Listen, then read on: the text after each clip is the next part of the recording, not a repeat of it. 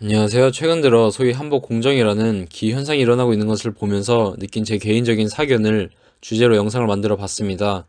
사실 이런 현재 한족의 쇼비니즘은 이미 예견된 미래였다고 볼 수 있습니다. 이전 영상에도 언급한 적이 있지만 과거 문명의 척도로서 국제 영향력을 발휘했고 그만큼 존중받으며 높은 브랜드 가치를 구사했던 중화는 1880년대를 분기점으로 그때 종식되었습니다.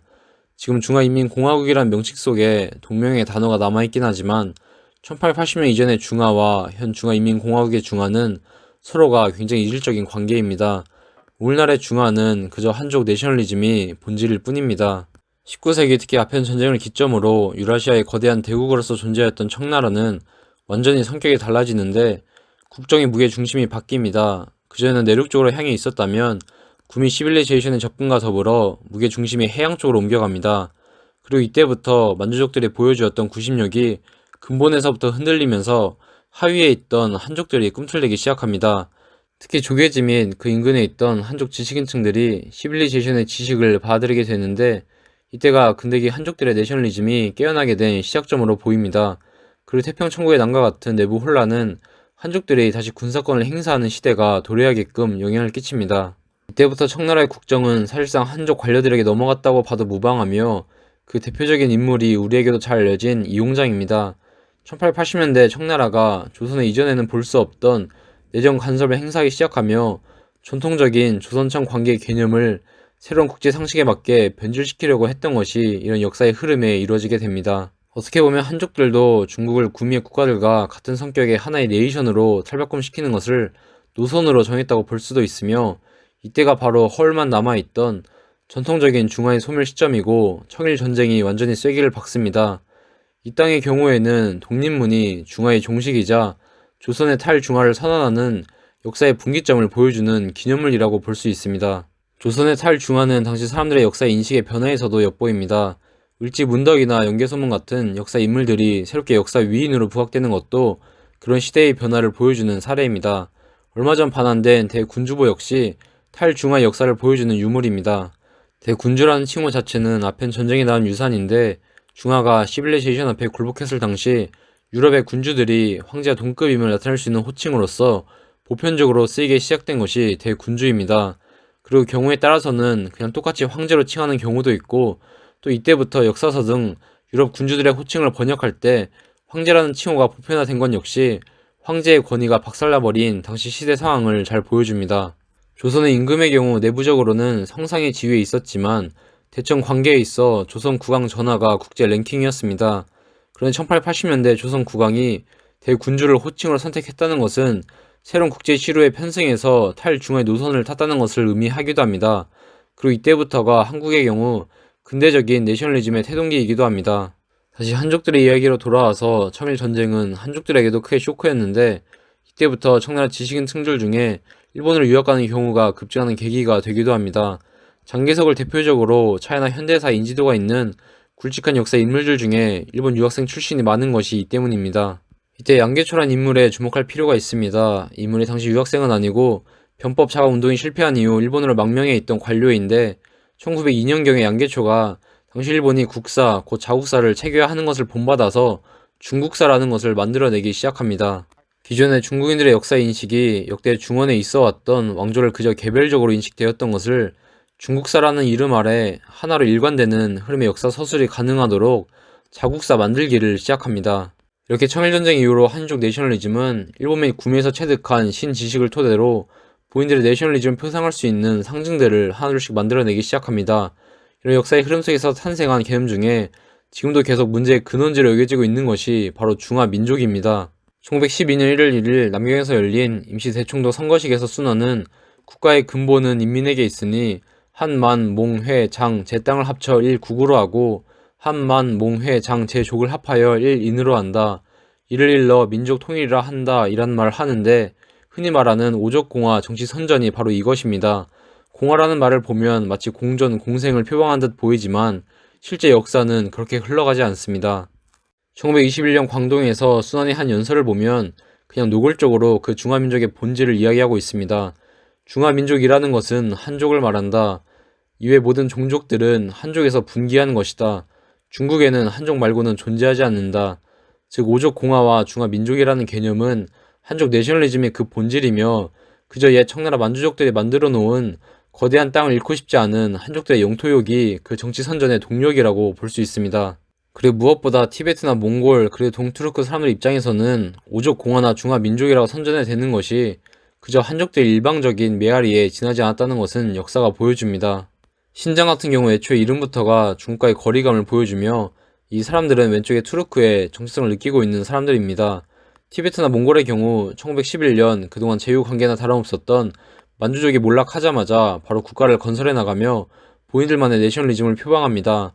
제가 찾아보니까 티베트 같은 경우 그 사람들 언어 생활에 중화라는 개념이 사유화되지도 않았습니다. 중국을 지칭한 단어가 있긴 한데 티베트어 발음은 모르겠으나 한족들의 사는 땅, 곧 한토 그 이상의 의미가 없습니다. 조선 같은 나라에서 중화가 어느 정도 사회적으로 체화되었던 것과 상당히 대조적인 모습을 보여줍니다. 그리고 무엇보다 티벳이나 몽골은 청나라 세계관 내에서 특권 계층으로서 한족과는 근본적으로 다른 사회적 존재들이었습니다. 그런 역사가 있는데 대뜸 한족들이 표방하는 오족 공화나 중화 민족이라는 것이 이들에게 호소력과 설득력이 없었던 것은 당연한 결과입니다. 그런데 이 1930년대 중국사에서 앞으로 판도를 뒤흔들 일이 벌어지는데 모택동을 위시하는 공산당들의 대두입니다. 모택동의 행적을 보면서 딱 느낀 것이 두 개 있는데 이 사람은 숟가락 얹기와 기생 능력 하나는 최고인 것 같습니다. 사실 공산당의 성장은 국민당의 존재 없이는 불가능했습니다. 국민당이야말로 공산당의 자양분이자 숙주였습니다. 최근 차이나에서 만든 공산당을 주인공으로 한 전쟁 영화들을 보면 좀 당황스러운 점을 많이 느끼는데 너무 공산당의 항일 투쟁이 미화되어 있습니다. 공산당이 항일한 것은 사실이지만 국민당이 일본 제국과 전쟁을 하는 동안 모택동에 내린 방침이 있습니다. 전력의 10%는 항일, 20%는 국민당과의 협조, 나머지 70%는 공산당의 발전에 쓰는 것이 모택동의 방침입니다. 항일보다는 아마 아편 매매에 더 관심이 많았을 겁니다. 어쨌든 표면상으로 국민당과의 협력 관계를 표방했으니 이때 국민당으로부터 무기 등 물자들을 지원받기도 합니다. 당연히 이런 전력들은 비축해 두었다가 일제 패망 이후 세잔해진 국민당에게서 국가의 주도권을 뺏어오는 데 사용됩니다. 이것은 나중에 모택동 자신이 일본인 방문당들 앞에 다음과 같이 대놓고 말하기도 합니다. 황군의 힘 없이는 우리들이 권리를 빼앗는 것이 불가능했을 것이다. 누가 모택동은 중국 역사에서 오두미교나 태평천국 등 종교성 띠는 비밀 결사들이 유토피아 건설을 표방하며 한 번씩 횡행하는 중국의 또 다른 역사의 흐름에서 파악해야 한다고 하는데 상당히 신빙성 있는 말 같습니다. 모택동에 관한 골 때리는 일화도 하나 있습니다. 중공이 중국판 집단 농장이라 할 수 있는 인민공사 제도를 만들고 선전할 때 모택동 옆에 주은혜나 유석이가 마르크스 레닌 주의에서 인민공사 정책의 정당성을 찾기 위해 원서들을 뒤지고 있을 때 모택동이 한마디 합니다. 그거 삼국지 장로전 한번 읽어보면 된다. 결국 2차 대전 이후로 국민당은 모택동의 공산당에게 차이나의 헤게모니를 빼앗깁니다. 여담으로 소련의 스탈린도 모택동보다는 장개석을 적임자라고 생각하기도 했습니다. 모택동이 모스크바로 갔을 때 2개월간 모택동을 만나지 않은 일화도 있습니다. 한편 미국의 경우 장개석의 정치적인 구심력을 오판하고 또 국민당이 몰락이 전 티베트를 빨리 우방 국가로 삼아야 한다는 조언을 귀담아 듣지 않은 역사들을 보면 안타깝지만 어찌되었든 모택동이 차이나의 국가 핸들을 잡습니다. 그리고 여기서 중요한 것이 패권을 장악하고 나서 모택동 역시 대한족주의를 표방했다는 겁니다. 이전 공산당의 행적을 보면 국민당과 아직 힘의 우위가 정해지지 않았을 때 모택동은 소위 오늘날 소수민족이라 칭해지는 비한족들에게 독립을 해주겠다는 립서비스를 하고 다녔습니다. 서로 조약을 맺거나 선언하고 다닌 것도 많습니다. 그렇지만 이후 모택동도 대한족주의를 표방하는 것을 보면 그 여태까지 선전했던 말들은 그저 국민당에 대한 반대를 위한 반대에 불과했다는 것을 알 수 있습니다. 물론 오늘날 저 나라에서 이런 역사들을 언급하는 것은 금기시됩니다. 결국 공산당이나 국민당이나 대한족주의는 공통된다는 것을 알 수 있는 역사의 단면입니다. 중화민족이라는 이상과 비한족들에 대한 제노사이드와 탄압의 현실은 19세기 한족의 내셔널리즘 태동 이래 어떠한 큰 변화 없이 계속 이루어지고 있는 것을 알 수 있습니다. 그리고 이후 모택동의 한족 국가에서 특히 문화 대혁명이라는 역사 사실도 빼놓을 수 없습니다. 19세기 중화는 소멸되었지만 그 유무형의 중화 유산들은 존속되고 있었습니다. 그렇지만 문화 대혁명이라는 미명 하에 지금도 그 피해 규모를 알 수 없을 만큼 대대적으로 파괴당합니다. 한편으로는 이런 비극적인 결말은 당연하게 보이기도 합니다. 애초에 모택동의 이 나라가 같은 중화라는 이름을 내걸었어도 그 실체가 완전히 이질적인 존재이니 중화 유산을 품기에는 너무 과분하였고 그것을 담을 만한 그릇이 안 되니 본인들이 스스로 파기한 거나 같습니다. 그러니 자기들과 안 맞으니까 중요한 문화유산들을 부정하며 저렇게 파괴해 되는 겁니다. 또 한편으로 애초에 한족 내셔널리즘으로 청나라의 강력을 유지하고 있는 데서 아무런 문제가 발생하지 않는다고 말하는 것 자체가 코미디입니다. 우리가 보통 편의상 청나라 황제라고 하지만 사실상 청나라 황제는 복합적인 존재입니다. 몽고와 만주의 한이자 달라이라마의 시주자이며 이슬람교의 수호자 그리고 중원의 황제라는 복합적인 정체성을 가지고 있었습니다. 그런 청나라의 세계관은 여러 언어를 병렬해서 쓴 저 현판 같은 유산들이 잘 보여주고 있습니다. 한 일화 중에 권룡제가 한번 회족들을 표기하는 것에 대해서 회족이면 그냥 회족이라고 표기하면 되지 앞에 괜히 개를 의미하는 이 개구 붓을 왜 붙이냐고 한족들의 폐쇄성의 역겨움을 표출하는 기록도 있습니다. 이런 일화를 보면 한족들이 경험해보지 못한 강역을 어떻게 만주족들은 이루어내고 유지해 갔는지를 이해할 수 있게 해줍니다. 그리고 최근 들어 한족들 내셔널리즘이 점점 병적으로 심해져서 쇼비니즘으로 나타나고 있는 것을 알 수 있습니다. 최근에 한복 공정 역시 그런 한족 쇼비니즘의 증상 중에 하나라고 볼 수 있겠습니다. 그리고 한편으로 20세기 후반기 문화 대혁명기로 대변되는 차이나 독자적인 뻘짓거리와 그로 인해 생긴 공백이 얼마나 큰지를 다시금 실감합니다. 진짜 저 나라 사람들이 생각이 있었으면 문화 대혁명 같은 역사는 더욱 철저하게 연구해야 되고 보다 많은 사람들에게 알려야 됩니다. 개인적으로 이런 역사들은 역사의 치부이자 환부라고 봅니다. 치부이기 때문에 들춰내면 부끄럽고 환부이기 때문에 건들면 아픕니다. 하지만 이런 역사의 치부이자 환부와 같은 부분일수록 망각되지 않고 더욱 오래도록 후대 사람들에게 기억되도록 해야 합니다. 이건 자학이 아닙니다. 이런 역사의 기억이야말로 불확실한 미래에 이런 비슷한 비극사의 전철을 다시 선택하지 않도록 어느 정도 확률을 낮출 수 있습니다. 물론 현 차이나 같은 나라에서 이런 역사의 인식은 상상하기 힘듭니다. 우리가 자유민주주의를 수호하려는 이유가 이 체제가 그나마 필터링 기능이 작동하기 때문입니다. 물이 고이지 않도록 언론, 사법, 입법, 행정의 분립, 국민 개개인들의 기본권 보장 등 다수의 필터링 기능들이 있어서 물이 고여가는 것을 막아줍니다. 이 나라도 조금만 방심하면 이 필터링이 멈추는데 하물며 공산 국가들은 필터가 안 돌아간 지 몇십 년은 되었을 겁니다. 근데 이게 그냥 무시할 수가 없는 게 옆나라 필터가 고장나면 썩어가는 물에서 악취가 납니다.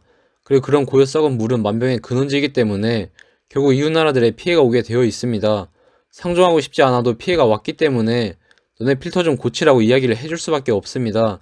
근데 지금 저 차이나 같은 경우 세계관이 폐쇄적이다 보니 내정 간섭으로 치부하고 주변국들 충고를 무시합니다. 이런 상황이 계속 심해질수록 갈등과 마찰은 더 빈번하게 일어날 수밖에 없고 극단에 이르면 결국엔 썩은 물이 회생 불가하도록 심하게 상해버렸기 때문에 평화 유통 기한이 끝나게 되는 겁니다. 사실 이번에 한복 공정 같은 경우도 차이나가 정상적이었으면 저 나라 양심 있는 학자들이 나와서 한번 필터링을 해줘야 했습니다. 중원 지역에 고려 문화가 영향을 끼친 적이 있는 것은 역사 사실이고 옛 중원 지역 사람들이 아예 기록으로 남겨 놓았습니다. 최근 한복 공정과 관련해서 이것을 지지하는 중국어로 된 댓글을 읽어봤는데 이걸 보면서 느낀 게 있습니다. 이 사람들이 대체적으로 보편성과 특수성을 구분 못하는 것 같습니다. 문화에는 보편적인 부분도 있고 그 해당 지역의 풍토나 역사, 정치, 사회, 종교 등 제반 요소의 영향을 받으며 독자적인 행보를 보여주는 특수성이 존재합니다. 그런데 차이나 사람들이 이 보편성을 보는 시야가 굉장히 협소하다 보니 무조건 본인 중국의 특수성을 여기고 있는 겁니다. 그러니 비중국 사람들에게 만물 중국설이라는 조롱을 받는 겁니다. 사실 이건 심각한 문제이고 원래는 본인들 스스로가 창피하게 여기고 자성하는 것이 정상입니다. 이건 마치 인도가 대뜸 쇼비니즘에 빠져가지고 티베트, 중국, 한국, 일본 그리고 동남아 지역 등지에서 저마다의 토착 신앙과 사회 환경에 맞게 독자적인 길을 걸어갔던 불교 문화 유산들에 대해서 갑자기 자기들이 이 문화의 소유자이며 너네는 모두 인도의 아류라고 말하는 것과 같습니다.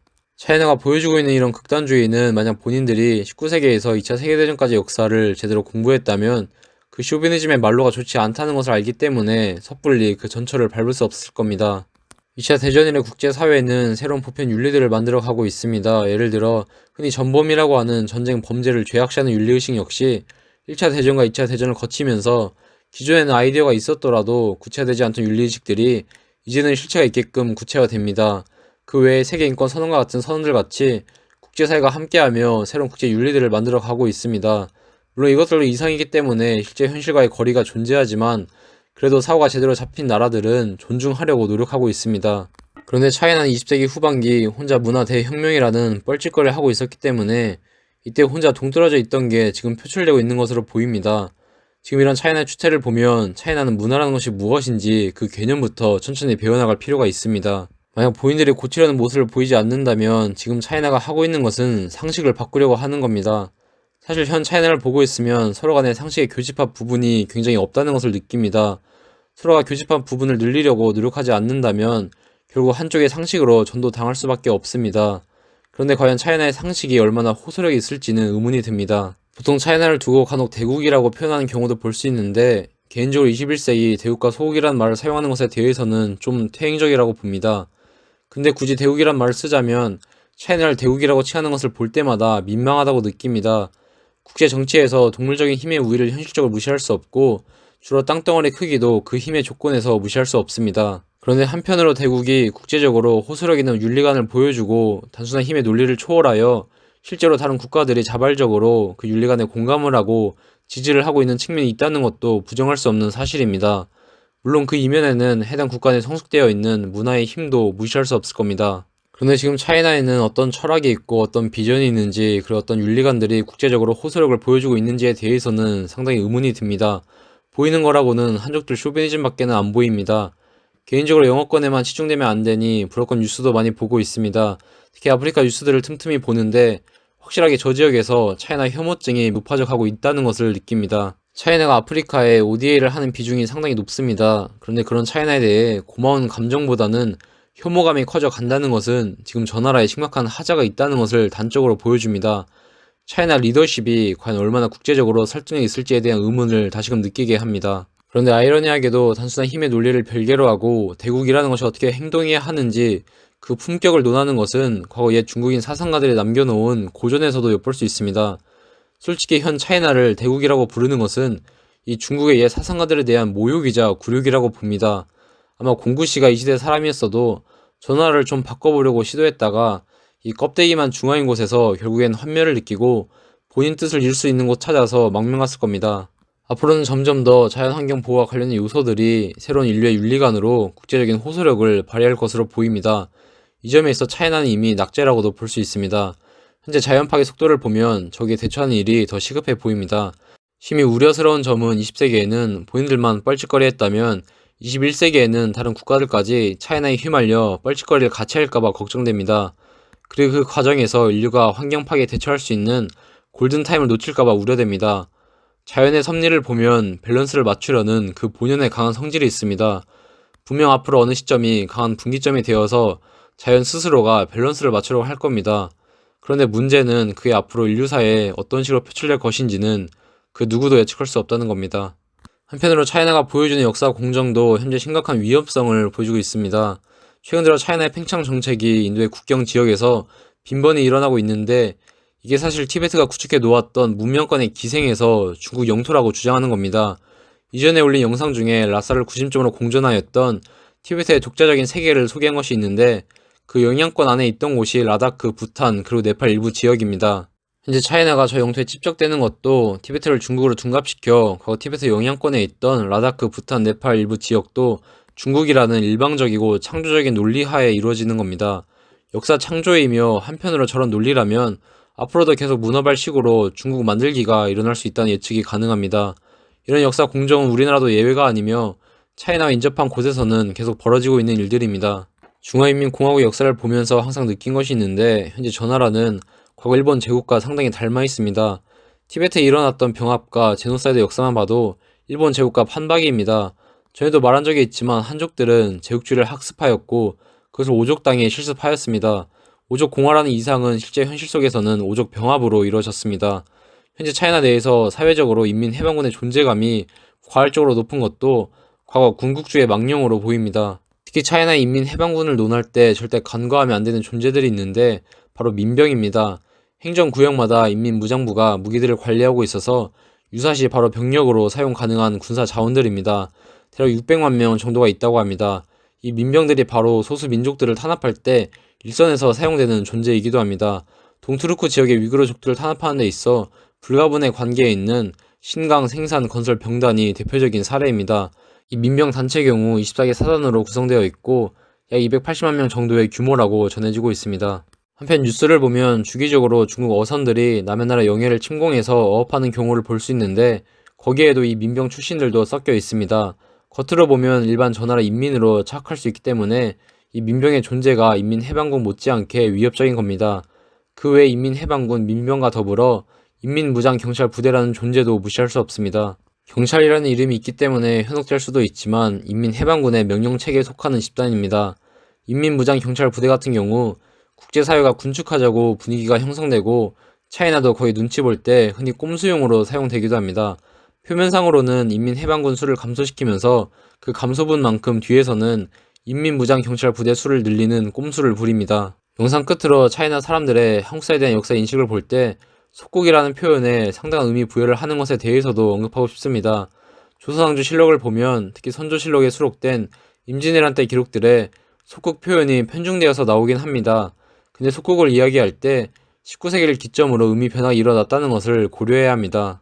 아편 전쟁을 기점으로 국제 상식이 달라지게 되는데 이때 속국으로서 조선의 성격이 크게 논쟁됩니다. 특히 이 개념 정립에 있어 일본이 청나라와 회담했을 때의 기록이 있는데 그것을 보면 국제 상식이 변하기 이전 속국의 성격을 엿볼 수 있습니다. 다음은 당시 청나라 측의 주장입니다. 청국이 조선을 속국이라 부르긴 해도 책봉을 해줄 뿐이며 내정에 관여하지 않고 외국과의 전쟁에도 관여하지 않는다. 그리고 당시 일본 측 회담 당사자였던 소에지마 타네오미가 이런 결론을 내립니다. 조선은 청국의 책봉을 받을 뿐이며 독립국이다. 즉 기존 중화의 상식 속에서 속국이라 불리던 것이 19세기 유럽이 재편한 새로운 국제 상식에서는 독립국으로 여겨진다는 것을 알 수 있습니다.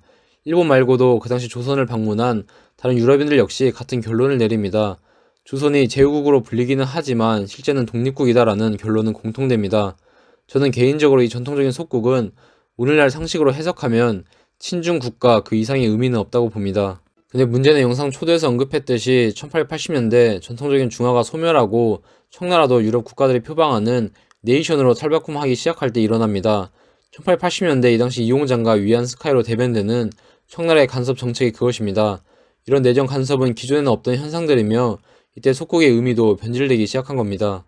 의례적인 허명으로서 존재했던 속국이 진짜로 주권의 제약을 받는 실질적인 종속국으로 그 근본 개념이 변질되기 시작한 겁니다. 아마 요새 차이나 사람들이 사용하는 속국은 이 19세기 이래 변질된 속국을 그 이전 한국사 전체를 소급시켜서 역사 공정의 일환으로 사용하는 것 같습니다. 사실 한국사를 보면 독자적인 천하감과 문명의식, 자존의식이 계속 이어져 온 것을 알 수 있습니다. 고려 때까지 천손의식은 계속 있어 왔고 조선 같은 경우 고려 때까지만 해도 유지되어 왔던 토풍과 화풍의 밸런스가 깨져 화풍이 토풍보다 더 우위로 여겨지는 경향이 거세지긴 합니다. 특히 16세기가 좀 분기점으로 보입니다. 그렇지만 조선의 경우도 표현 방식이 달라졌을 뿐이지 자존의식과 독자적인 문명의식은 줄곧 이어져 나갑니다. 흔히 소중하라는 것도 어떻게 보면 조선의 문명의식입니다. 사실 소중하라는 말보다는 개인적으로 개화라는 말이 더 어울릴 것으로 보입니다. 중화로 대변되는 문명을 자신들이 잇는다는 계승의식입니다. 실제로 조선인들이 남긴 기록 중에 우리가 곧 대명이다 라는 말 하는 경우도 볼 수 있고 영조 때에는 아예 칭제 권한을 요구하는 상소가 올라오기도 합니다. 그리고 무엇보다 성상이라는 표현법에 주목할 필요가 있습니다. 1822년 런던에서 간행한 영화 자전을 보면 성상의 개념에 대해서 나옵니다. 황제, 황상, 만세야 등의 단어들과 동렬에 속하는 같은 의미의 단어임을 알 수 있습니다. 조선 본인도 성상이 어떤 의미를 담고 있는지를 인지하고 있었습니다. 임진왜란 때 명나라에서 조선 임금이 성상을 칭하고 있는 것에 대해서 문제 삼은 적도 있습니다. 그렇지만 조선 역사 내내 성상이란 단어는 사라지지 않고 임금을 나타내는 보편적인 호칭으로 쓰입니다. 조선 이전 고려의 경우 황제, 황상, 짐 등 표현에 있어 황제국 표방을 대놓고 했던 것에 비해 조선은 많이 자제하는 모습을 보이지만 조선도 부분적으로 그런 모습을 보여주고 있다는 것을 알 수 있습니다. 또 명나라 멸망 이후 조선이 보여준 모습 중 한 가지 흥미로운 부분도 있는데 무슨 행사 때마다 명나라 유민들도 참석시켜 조선 임금이 명나라 유민들을 들러리로 삼고 있는 모습도 엿보입니다. 이것도 앞서 언급했듯 개화의식의 표방이라고 볼 수 있겠습니다. 조선이 만약 독자적인 문명의식과 자존의식이 없었으면 절대로 저런 사회 현상이 나올 수가 없습니다. 성상의 측면에서 보면 왼쪽에 황디나 오른쪽에 미카도나 이쪽에 임금님이나 전부 동급입니다. 저 세 곳 모두 저마다의 독자적인 자의식이 있어 왔다는 것은 부정할 수 없는 역사 사실입니다. 1866년 흥선대원군이 조선을 두고 천하의 문명국이라고 말한 것 역시 과거부터 계속 이어져 왔던 자존의식과 문명의식을 보여주는 사례라고 볼 수 있겠습니다. 물론 19세기 개화의 타이밍에 개화가 발목 잡아 이 역사 흐름이 썩 좋게 흐르진 않았지만 이런 부분은 본 영상의 주제가 아니고 여기서 말하고 싶은 것은 오늘날 차이나가 자꾸 속국 프레임으로 한국사 이미지 메이킹을 하는 것에 대한 반박이라고 봐주시면 될 것 같습니다. 그리고 앞에서 언급한 화풍도 사실 가변적인 겁니다. 문화라는 것이 결국 토착화의 길을 가기 때문에 화풍도 결국 시간이 지남에 따라 그 지역 풍토 등 제반 요소에 맞게 그만의 토풍으로 변해 갑니다. 그리고 애초에 새로운 문화가 들어올 때 이미 너무 이질적이다 싶은 부분들은 그 최초 단계에서 자연스럽게 살려나가기 때문에 문화에는 보편성과 특수성이 존재한다는 것은 자명한 사실입니다.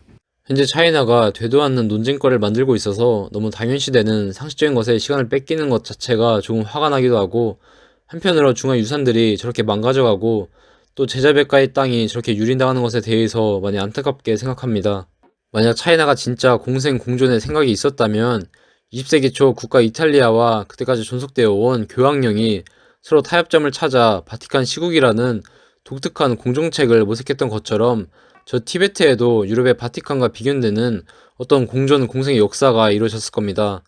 근데 지금 저런 수준의 차이나에서는 기대하기 힘든 일이긴 합니다. 개인적으로 차이나를 보면서 안타깝게 느낀 게 있는데, 아니다 싶으면 권위에 항거할 줄 아는 기백이 이제는 전부 죽어 있습니다. 1989년 천안문 저항운동, 2008년도 08원장, 최근에 홍콩 저항운동 등이 미약하게나마 저항의 흐름이 있기는 하지만 중국인들의 기백이 확실히 죽어 있습니다. 그리고 무엇보다 밀고 문화가 자리 잡혀 있습니다. 이게 무슨 사회 부조리를 밀고 하는 그런 게 아니고 공산당 체제 적대시하는 것들을 밀고 하는 겁니다. 특히 자식이 부모를 밀고 하는 것은 거의 영웅 대접받습니다. 차이나에 대해서 신의가 없다, 신뢰감이 떨어진다 이런 얘기들도 많이 나오는데 이게 저 밀고 문화에서 파생된 것으로 보입니다. 현재 국제 시류를 보면 확실히 트럼프 행정부를 분기점으로 기존 질서들이 많이 흔들리고 있는 게 보입니다. 앞으로 어떤 미래가 전개될지는 모르겠으나 그게 어떻든 간에 우리는 저 태백 범과 같은 한국 본연의 자세는 항상 지키고 있어야 할 것 같습니다. 요새 범의 형상으로 한반도를 표현한 저 지도에 대해 안 좋게 보는 분들도 넷상에서 보이긴 합니다. 아마 국뽕이라고 보시는 것 같습니다. 근데 저렇게 국토를 특정의 어떤 상징물로 비유해서 표현한 것은 19세기 내셔널리즘이 태동될 때 다른 국가들에서도 흔히 보이는 유산입니다. 당연히 한정적인 국토에 짜맞췄기 때문에 인위적이고 어색한 면이 있습니다.